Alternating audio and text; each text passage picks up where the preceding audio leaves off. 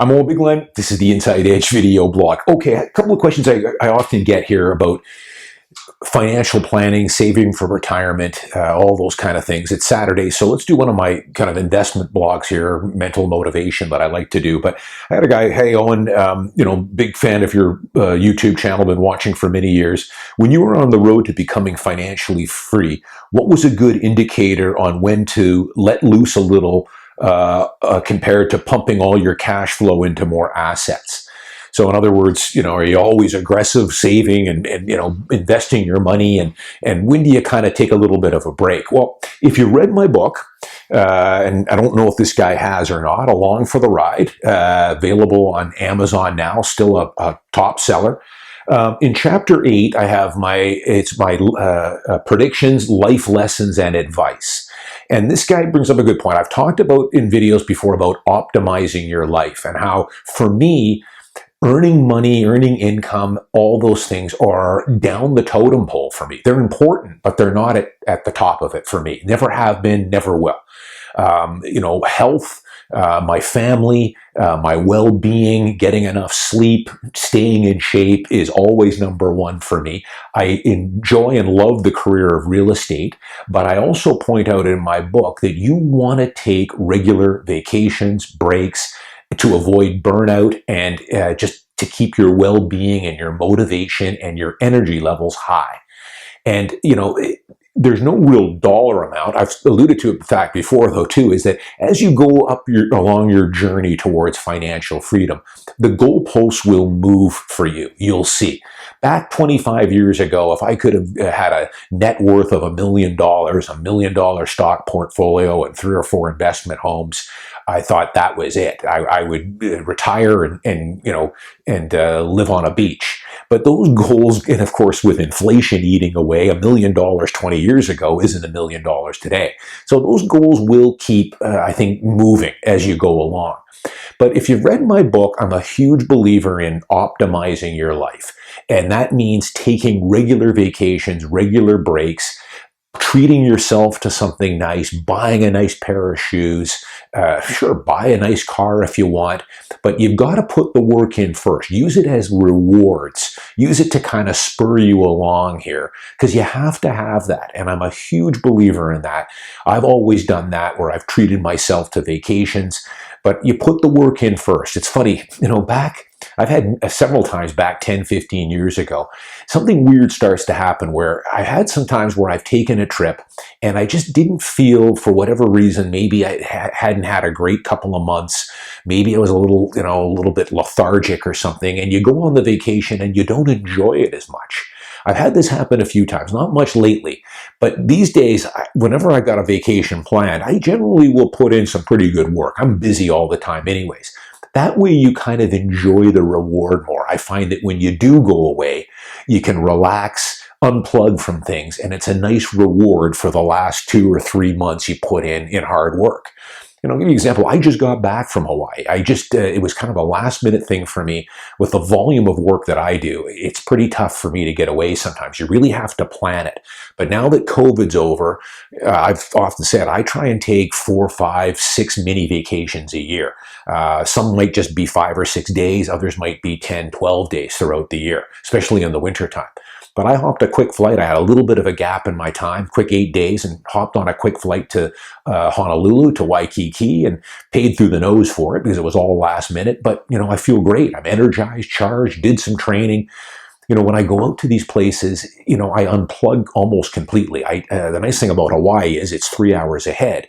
So, I'll do a little bit of work early in the morning, which is later in the morning here, and then for maybe an hour, and then that's it. The rest of the time I unplug and enjoy the weather and surf and do some outrigger work and work out and all that good stuff, eating some nice restaurants. So to this guy's question, reward yourself regularly. And just off topic here, I've done blogs on the F.I.R.E Movement, and you could go back into my archives because that's still a very popular movement. And I like a lot of things about the F.I.R.E Movement. Paying yourself first, getting your money working for you. Those are all excellent, traits to start developing at a young age. The one thing I don't like about the FIRE movement that I've talked about before, and I talk about it in my book, is, they save, they live to save. And a lot of them are in these jobs they don't really like, 9-to-5 jobs. They're not in careers or self-employed or working for themselves. And the whole goal is to save 40, 50, 60% of what they earn, never take a vacation, never go out to eat or have much fun, so that they can retire when they get to age 40. And then what are they going to do then? I have no idea. Let's say they've got $700,000 or $800,000 saved. Maybe they do. That's not going to buy you much of a retirement, at least not in a good city like Vancouver or Southern California or any other place. So instead, I've often said, save less, get into a higher paying career. And I know you guys on my blog here have talked about that a lot too, for sure, especially with tech and all the things you can do, the side hustles, leveraging technology. Get into a career or a side hustle or multiple careers or jobs that can grow your income.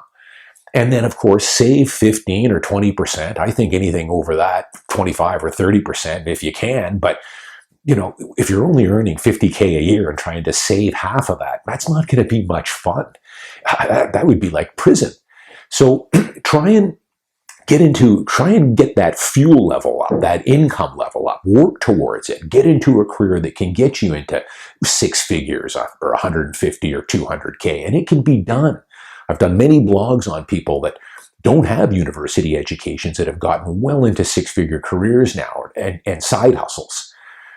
And then every 2 or 3 months, reward yourself. If you're working all the time and never taking breaks and never having much fun, you're going to get burned out, I can tell you.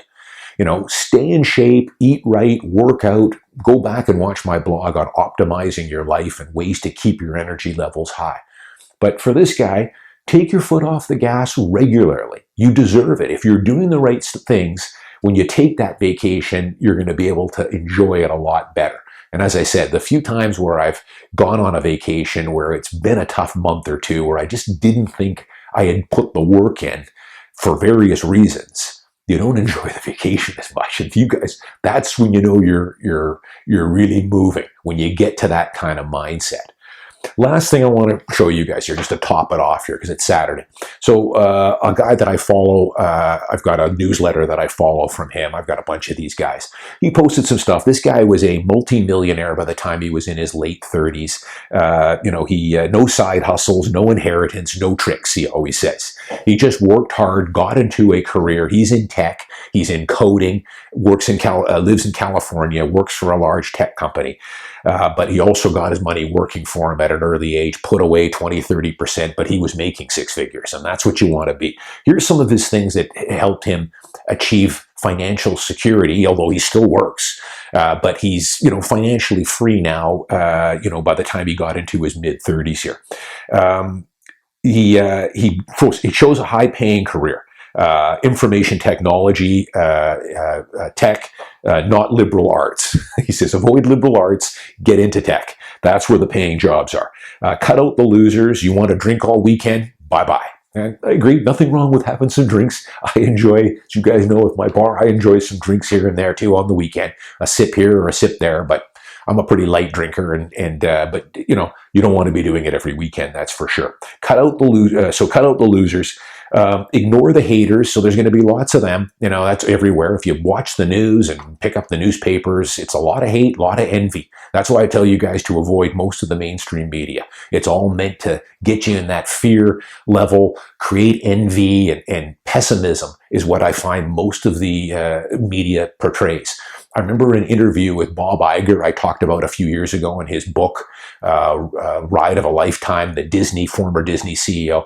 That was one of the things. He goes around speaking to universities all the time, and he's always working with young people, young new executives. But he says young people today are too pessimistic, and I would agree. They watch too much news, probably. That's one of the big things. They're watching a station like MSNBC, which should be barred, or CNN. He's never paid a single dollar in credit card interest. Yeah, I've done lots of blogs on that. I never have either.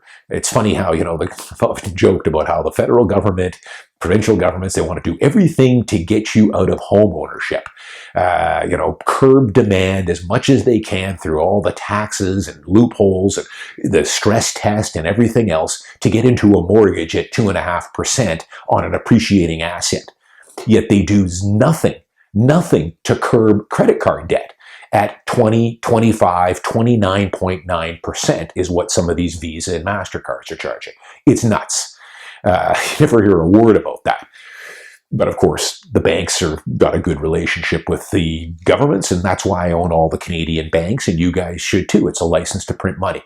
But if you have even a dollar in credit card balance, you do not want to start saving for the down payment on a home or even touching your retirement savings, even starting until all that credit card debt is cleared. Because it's not going to do you any good when you're paying 25% on a credit card and you're only earning 4 or 5% in an investment account. He's never watched the news. Says he's never watched the news. Well, that doesn't surprise me because a lot of these people under age 35, I come across these young guys all the time. I'll sometimes ask them, do you have cable? None of them have cable. None of them. I'm an older guy, so I used to have cable. But none of these people under age 30 now or even 35 have even had regular cable. They're all on Netflix or HBO or on-demand services, commercial-free. So never watches the news. He says the news is built around negativity, and that's not what makes you rich. Well, I've told you guys for years here. Get away from all that news. It's just negative. I'll tell you, when I was in Hawaii, I was in the gym working out at the hotel one day. They had MSNBC on. Now, I haven't seen this station for years. I wasn't watching it. I had my headphones on. But, I could just see out of the corner of my eye what was going on that channel. They have these endless people talking endlessly about the dumbest stuff. I can't believe people that even watch those kind of networks. After I got off my treadmill, I couldn't find the remote, but just for fun, I unplugged the cable. I don't even want to see that stuff. It's pollution. And I couldn't even hear it. I had my headphones on. Different story there. Anyways, rather than hating millionaires, he learned from them. He took notes. Rich people are great teachers. Totally true. This is, how many times, read the books. There's so much incredible information, so much access out there on YouTube and on Twitter and newsletters now that I never would have dreamed about 25 or 30 years ago when I was starting out. Learn from these people. Yet in this day and age, it's strange. It's getting worse. People look at successful people and there's this envy and this hatred towards people, I find, that's starting to be more and more prevalent. I understand why. Because, the wealth gap is accelerating. It has been for 20 years. But instead of hating on these people, learn from them. And this is so what I was like when I was first starting out. I was meeting some of these guys in the gym. This is when I was 16, 17, 18 years old. And I would see some of these guys that were driving nice cars and looked like they were, doing things. And I remember so many times talking with them. A lot of times they were in real estate or, had their own businesses. Hey, you can learn lots of things from these people. Don't hate on the millionaires. Try and learn from them. If you can't beat them, join them. Index invest. No day trading, no picking or choosing stocks. Just set it and forget it into index. I agree. I own a lot of individual stocks, but I enjoy it and I've put the hours in. But again, I've told you guys, half my portfolio is in indexes, index investing, low cost through Vanguard and iShares. I think your first $250,000 should be in index investing. If you've got an interest in stocks and you want to start, doing the research and putting the time in, then sure, buy a little bit of Apple or Amazon or buy some good dividend growth stocks to get a little bit better yield. But index investing will do pretty much everything you're going to need. So pretty straightforward. It's what I've been pounding home here on my Saturday blog now for how many years now.